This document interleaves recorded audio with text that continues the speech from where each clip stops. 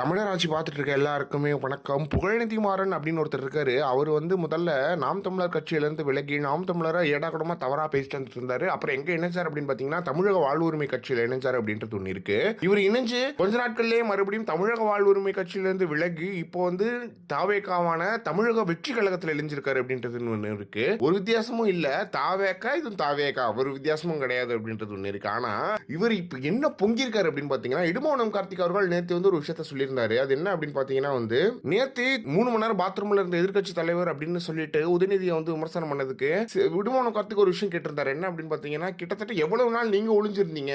கரூர் சம்பவத்துக்கு அப்புறம் 15 நாள் எல்லாரும் ஒளிஞ்சிருந்தீங்க. விஜய் அவர்கள் கிட்டத்தட்ட 75 நாள் வெளியே வரல அப்படின்ற மாதிரியான விஷயங்களை இடுமோனம் கார்த்திக் போட்டிருந்தாரு. அதுக்கு புகழநிதி மாறன் சொல்லும்போது, அண்ணன் சீமான் அவர்கள் காவல்துறை கைது என்றவுடன் எனக்கும் அண்ணன் வெற்றிக்குமரன் மற்றும் வழக்கறிஞர் நெல்லை சிவகுமார் மற்றும் இயக்குனர் இசக்கி கார்வண்ணன் அவர்களுக்கு மட்டும்தான் தெரியும் எத்தனை நாட்கள் எத்தனை தலைமறைவு எங்கெல்லாம் ஓடி ஒளிந்தோம் என்று தம் இடுமோனம் கார்த்திக் தெரிந்து கொள்ள வேண்டும் என்று ஆசைப்பட்டால் விவரமாக எழுதுகிறேன். எங்கள் அமைச்சர்கள் குறித்து எழுதவும் பேசும் போது மரியாதையோட விமர்சனம் வைத்தால் உங்களுக்கு உங்கள் சீமானுக்கும் மரியாதை மிஞ்சும் அப்படின்ற மாதிரியான விஷயங்களை சொல்லியிருக்காரு. உங்களுக்கும் என்ன எப்படி தாவேக்காவில ஒரு கட்சி ஆரம்பிக்கும் போதுல கொள்கை ரீதியா இருந்த மாதிரி எங்க அமைச்சர்லாம் உரிமையா போடுறாரு அப்படின்றது ஒண்ணு இருக்கு. இதுக்கு பாக்கியராஜன் ரொம்ப நாளா இவருக்கு பதிலடி யாருமே பேச மாட்டாங்களே அப்படின்றது ஒண்ணு இருக்கு. பாக்கியராஜன் அவர்கள் சொல்லும்போது 2018 ஆண்டில் ஐபிஎல் போராட்டத்திற்கு பிறகு கட்சியினரை தேடி தேடி காவல்துறை கைது செய்ய பொழுது இந்த தம்பி வீட்டுக்கு காவல்துறை வரப்போகிறது என கேள்விப்பட்டு இரவு வீட்டுக்கு போகாமல் வெளியே தங்கினான். நீங்களும் அப்படித்தான் இருந்திருக்கீங்க.